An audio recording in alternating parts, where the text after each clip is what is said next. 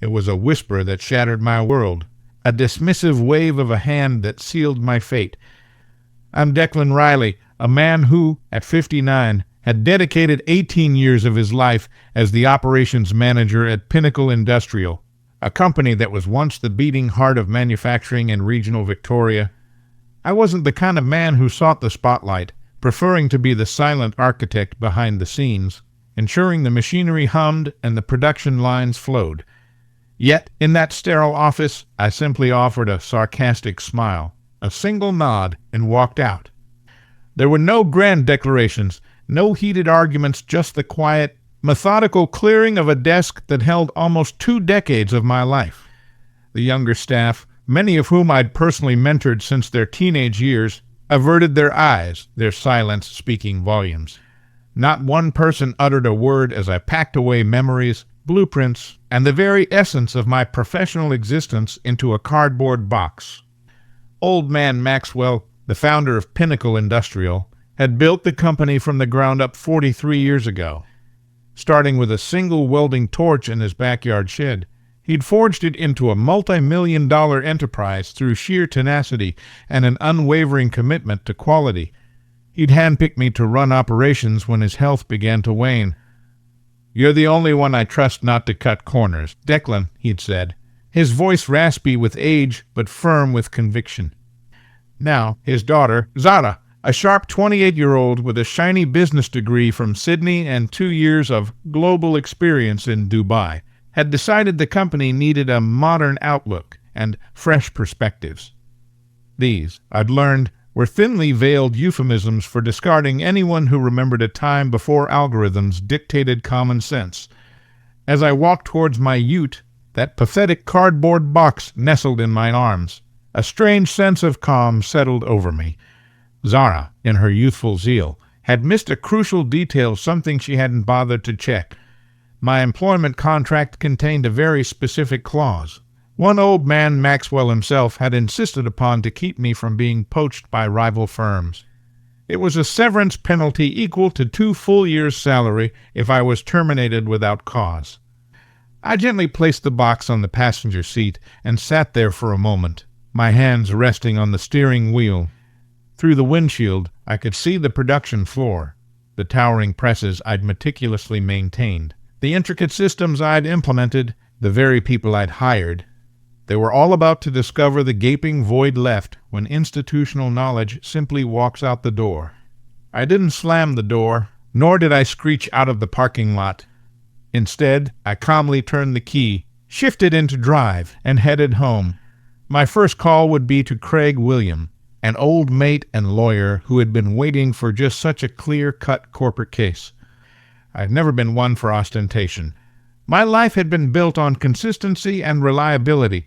I'd been married for 29 years to my wife, Wendy, before cancer cruelly snatched her away 4 years ago. We'd raised 2 good kids, my son, Brian, thriving in Perth with a civil engineering firm, and my daughter, Sophie, teaching year 3 in a primary school in Melbourne. This consistent, reliable approach was precisely what I had brought to Pinnacle Industrial. Old man Maxwell had been more than just a boss. In many ways, he was the father figure I'd never truly had. My own dad had vanished when I was 11, leaving my mother to raise 3 boys on a secretary's meager salary. Maxwell had taken a chance on me when I was 41, fresh off a layoff from a struggling textile mill, with nothing but hands-on experience and a TAFE certificate in mechanical engineering. "Credentials don't build machines, Declan," Maxwell had declared during my interview. "Men with common sense and genuine skill do." He promoted me to operations manager within 2 years. Maxwell and I weren't the types to go fishing or share a pint after work, but a deep respect had always existed between us, extending far beyond the workplace. When Wendy fell ill, he'd been the one to quietly rearrange my schedule without me even asking, ensuring I could accompany her to every treatment. "Family first, Declan, always," he'd insisted. The first tremor of change appeared about a year ago. Zara started appearing at meetings, fresh out of business school, clutching a sleek leather portfolio and trailing a suffocating cloud of expensive perfume. She'd drone on about synergy and market disruption. I'd often catch Maxwell wincing at her suggestions, proposals that would have gutted our stringent quality control or outsourced components we'd always produced in-house. Yet, he never contradicted her publicly, always quietly rectifying things afterward. "She needs to learn, Declan," he told me one afternoon, leaning against my office doorframe. "Some lessons can't be taught in books." The second, more significant tremor came 3 months ago when Maxwell announced his retirement. "Heart problems," he'd said, though I suspected it was more about succumbing to Zara's incessant pressure. He looked defeated when he handed me the updated organizational chart with Zara's name prominently displayed at the top.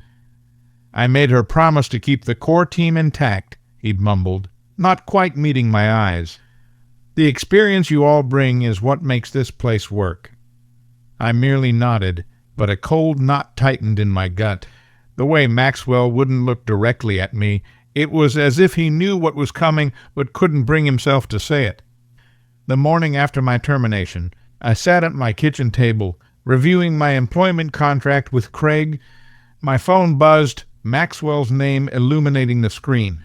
I almost didn't answer. Almost. But 18 years of shared history and respect don't simply vanish overnight. "Declan," his voice sounded strained, fragile.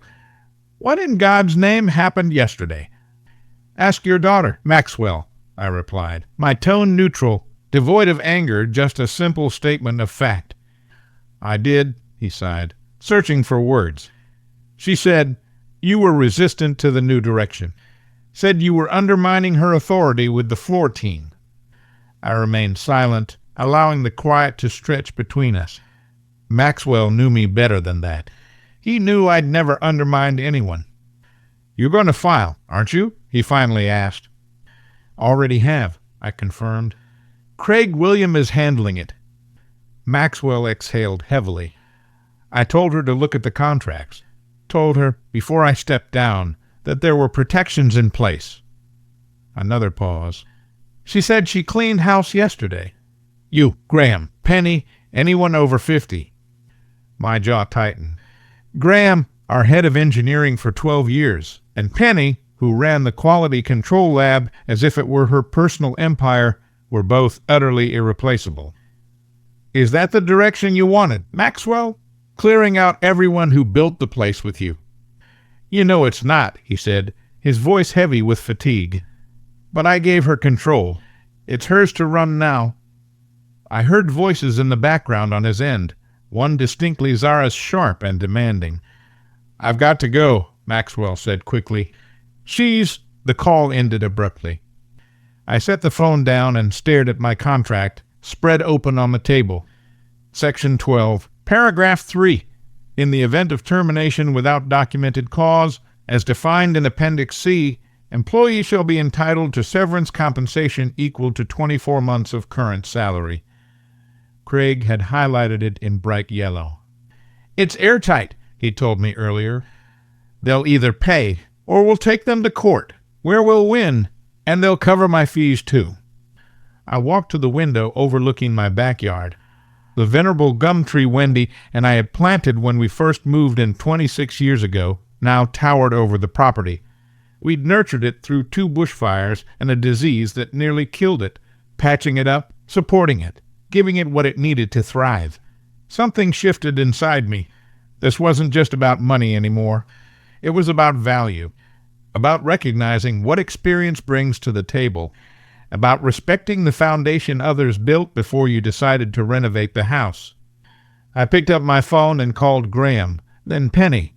By noon, I'd spoken with every veteran employee Zara had dismissed. Some were shell-shocked, others furious, all of them worried about their futures.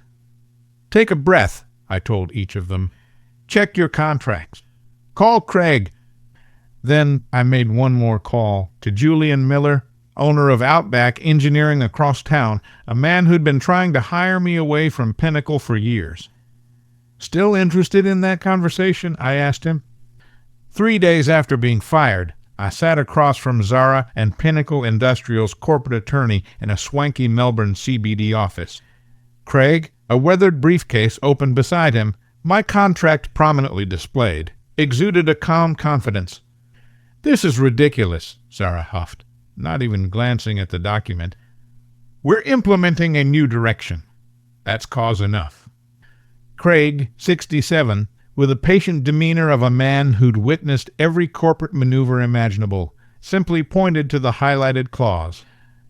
Termination without cause, as defined in Appendix C, requires severance equal to 24 months' salary, approximately $320,000 in Mr. Riley's case. The corporate lawyer, a young bloke named Brian who looked fresh out of law school, scanned the contract with growing discomfort. "Miss Maxwell, the definition of cause here is quite specific: performance issues, ethical violations, criminal acts." "He was resistant to change," Zara interrupted, crossing her arms. "That's insubordination." "Where's the documentation?" Craig asked, his voice even. "Written warnings? Performance improvement plans? Because Appendix C requires a documented pattern, not a single instance." Brian flipped through a thin folder in front of him, finding nothing. Zara's face tightened. "Fine. So we pay him a few months' severance and move on." 24 months, Craig corrected, as stipulated. "That's absurd," she snapped. "We'll offer 6 months.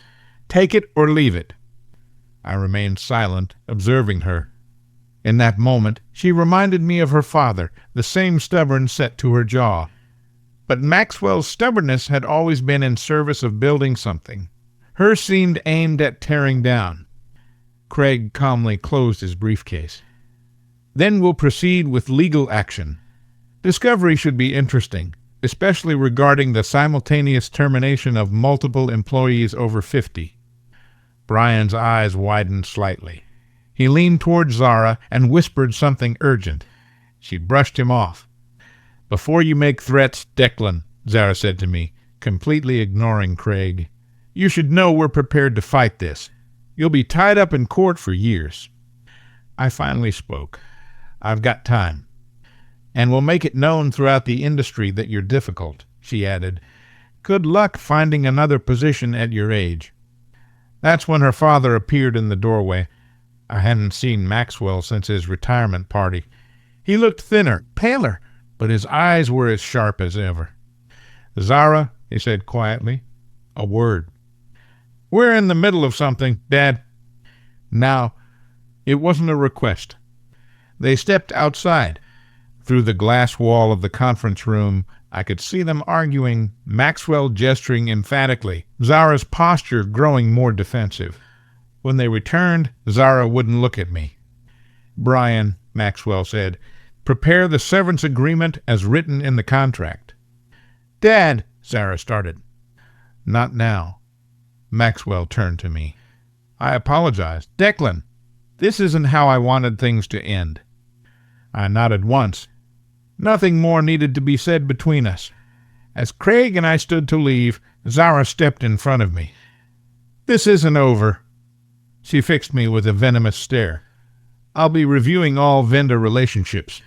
Any company that hires you can forget about doing business with Pinnacle." Maxwell paled at her words, but said nothing. I just nodded again, thinking about my conversation with Julian Miller the day before, about the partnership offer he'd made, about the niche market Pinnacle had been ignoring for years that Outback Engineering was poised to enter.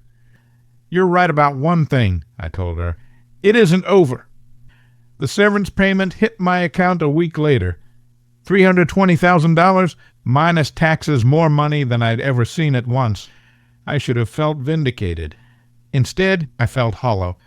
Money wasn't the point. Neither was revenge. Really, it was about something deeper. That same afternoon, I met Graham Davies, our former head of engineering, at a quiet diner halfway between our homes. The place was nearly empty at 3 p.m., just a couple of truckies at the counter and us in a back booth. "Craig got me a year's severance," he said, stirring his coffee without drinking it. "Not as good as your deal, but better than nothing. They want you to sign an NDA. Graham nodded. "Can't talk about proprietary processes or business practices for 5 years. He gave a bitter laugh. 40 years in engineering and suddenly I can't talk about my own work. You signing it? Don't see much choice. Got a granddaughter starting university next year. I pushed a business card across the table. Julian Miller, Outback Engineering. He's looking for a consultant, I said. Someone who understands precision hydraulics. No NDA required. Graham stared at the card. Pinnacle would sue me if I took this. Not if you're just advising on general industry standards. Nothing proprietary about that. He pocketed the card slowly. What's going on, Declan? This isn't like you, stirring the pot. I hadn't told anyone about my arrangement with Julian yet, but Graham deserved to know. We'd worked side by side for over a decade. I'm partnering with Outback, I said quietly. Julian's bringing me in to head up a new division, specialized hydraulic components, the small batch, high-margin stuff Zara thinks is a waste of time. Graham's eyebrows shot up. The custom work. Maxwell always said that was Pinnacle's future, and Zara's killing it to focus on mass production. Thinks she can compete with overseas manufacturers on price. She can't, Graham said flatly. Not with our labor costs. I know. So does Maxwell. Graham leaned forward. Is that why you're telling me this? You think Maxwell is involved somehow? I shook my head. No, but I had lunch with Penny yesterday. She said Zara's been liquidating equipment, the specialized machinery Maxwell bought last year for the custom work. She's already sold half of it. That's over $2 million in equipment, Graham said, eyes wide. At auction prices, probably got 30 cents on the dollar. Graham sat back, understanding dawning. She's stripping the company, converting assets to cash. I nodded. And guess who's been buying property in Dubai? Jesus, Graham ran a hand over his face. Does Maxwell know? I don't think so. He built that company for legacy, not liquidation. We sat in silence for a moment, both processing what this meant not just for us, but for the 100-plus employees still at Pinnacle for Maxwell's life's work. What are you going to do? Graham finally asked. Build something better, I said simply. Something that respects both the past and the future. With Julian Miller? Graham sounded skeptical. Julian's just an investor. He's 2 years from retirement himself. Wants to back people who know what they're doing, then step aside. And let me guess, I said, a slight smile forming. You need an engineer who understands hydraulics. For the first time in weeks, I genuinely smiled. The position's yours if you want it. Once your NDA is limited to actually proprietary information, not general knowledge. Graham studied me. This isn't just business for you, is it? It's personal. It's about value, I said. About building something that lasts. That's all I've ever wanted to do. 2 months after my firing, I sat in Julian Miller's office, reviewing architectural plans for the new facility. The converted warehouse on the east side of Melbourne would house Cornerstone Precision, our new venture specializing in custom hydraulic components. The name had been Graham's idea. Build from the corners up, he'd said. That's how you make something that lasts. Julian, a barrel-chested man with a full white beard and perpetually rolled-up sleeves, spread the supplier contracts across his desk. Machine shops confirmed, he said. They can deliver the first 5 units by next month, and the CNC programmer starts Monday. Julian gave me a knowing look. Former Pinnacle employee, said you recommended us. I nodded. Jason Wright had been at Pinnacle for 6 years. Brilliant with computer modeling, criminally underpaid. Zara had cut his department's budget by 30% while doubling her own salary. He'd quit 2 weeks ago. How many does that make now? Julian asked. 7, I replied. All top performers. Julian whistled low. Pinnacle's losing talent fast. People follow good leadership, I said. Zara's not providing it. My phone buzzed a text from Penny, still working in Pinnacle's lab. With her retirement 3 years away, she couldn't afford to leave, but she could certainly keep her eyes open. The message contained a photo of an internal memo, production delays, quality control issues, 3 major clients threatening to pull contracts over missed deadlines. I showed it to Julian, who adjusted his reading glasses to see better. "Just as we predicted," he said. "The brain drain's affecting output already." I pocketed my phone, feeling no satisfaction in the news. Pinnacle employed families I'd known for years, people with mortgages, kids in university, parents in nursing homes. Their suffering wasn't my goal. "We should reach out to Southern Cross Manufacturing," I said, referring to one of Pinnacle's biggest clients. "Let them know we'll be operational in 60 days. Julian nodded, making a note. "Already scheduled a meeting for next week. Their purchasing manager's eager to talk." I stood and walked to the window overlooking the warehouse floor below. Workers were installing the first pieces of equipment, the bones of something new, something built on respect for experience and innovation alike. My phone rang, Maxwell Harper's name on the screen. "I should take this," I told Julian, who nodded and stepped out, closing the door behind him. "Maxwell," I answered. "Declan," his voice sounded tired, defeated. "We need to talk." "I'm listening." A heavy sigh. "I know what you're doing. The new company. The Pinnacle employees you're hiring away." I said nothing. It wasn't illegal, wasn't even unethical, just business. "I'm not calling to ask you to stop," Maxwell continued. "I'm calling to ask for your help." That caught me off guard. "What kind of help?" "The kind that might save what's left of my company." He paused. "Zara's been selling off assets, cutting corners on quality. The board's concerned. So am I." "Why tell me this?" "Because you're the only one who knows every part of the operation, the only one who might see a path forward." Another pause. "And because I should have listened to you months ago when you warned me she wasn't ready." I closed my eyes, thought about all those years working alongside Maxwell, building something we were both proud of, something that employed hundreds of people who trusted us to make good decisions. "What exactly are you asking, Maxwell?" "Come to my house tonight, 7. Bring Graham if he's willing. The board wants to meet to discuss options." "Options?" "Yes," Maxwell's voice strengthened slightly, "including a change in leadership."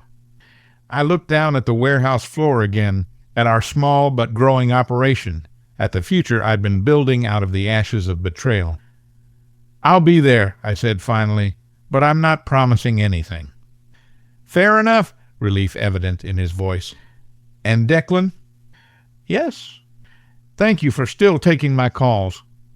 6 months after being fired, I stood at the back of Pinnacle Industrial's main conference room. The quarterly all-hands meeting had just been called to order, with Zara at the head of the table, flanked by her new executive team, most of them under 35, all looking nervous. I wasn't supposed to speak until the very end. That had been the agreement with the board. Let Zara present her quarterly results first, give her the chance to explain the 37% drop in revenue, the lost contracts, the quality control failures. She was halfway through a presentation, blaming market conditions and legacy inefficiencies, when she noticed me. "What is he doing here?" she demanded, pointing in my direction. Maxwell, sitting quietly among the board members, nodded to the chairman, who stood. "Zara," the chairman said, his voice grave, "the board has reached a decision regarding the company's leadership." Her face went white. "Declan," the chairman continued, turning to me, "would you like to explain the new arrangement?" I stepped forward, holding a folder, the same one Craig had prepared for my severance 6 months earlier, but with very different contents now. "Pinnacle Industrial is merging with Cornerstone Precision," I said, my voice steady. "The board has approved the acquisition agreement this morning." Zara laughed sharply. "This is absurd. I'm the majority shareholder." "No," Maxwell said, standing slowly. You hold 20%. I maintain 51%, which I've now voted in favor of the merger. I slid the folder across the table to her. Cornerstone will absorb Pinnacle's custom hydraulics division. The rest will continue under new leadership. My leadership, Graham said, stepping in from the doorway, a calm resolve on his face. Zara flipped through the documents, her hand shaking. This is business, I finished for her. Nothing personal. A year after the merger, I stood in the expanded production facility that now housed both Cornerstone Precision and Pinnacle Custom Hydraulics. Workers moved efficiently between stations, the rhythm of machinery creating a symphony of productivity I'd missed during my months away. Maxwell joined me on the observation platform, leaning heavily on his cane. His health hadn't improved significantly, but his spirit had. Watching the company thrive again had been the best medicine. Quarterly numbers just came in, he said, handing me a report. Best in 5 years. I nodded, scanning the figures. Profit margins up. Employee retention stabilized. 3 new patents filed. Zara called yesterday, Maxwell said quietly. From Dubai. I raised an eyebrow but said nothing. After the merger, she'd taken her settlement and disappeared. No goodbyes, no apologies. She's starting a consulting firm, he continued. Asked if I'd invest. Will you? Maxwell shook his head. Told her to come back to Melbourne first. Learn the business from the ground up. The way I did, the way you did. He paused. And she hung up. He smiled sadly. But she called back this morning, asked if the offer still stood. Below us, I watched Jason training 2 new programmers on our latest system. Penny, in her lab coat, meticulously inspected components with her characteristic precision. Graham sat at a workstation, sketching a design modification by hand before transferring it to the computer. Experience and innovation working side by side. Not in conflict, not one replacing the other, but building something stronger together.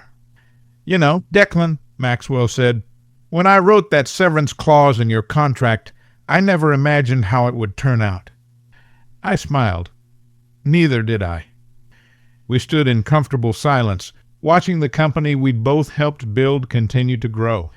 Some lessons are expensive, but the ones that stick, the ones that change how we see the world, those are always worth the price.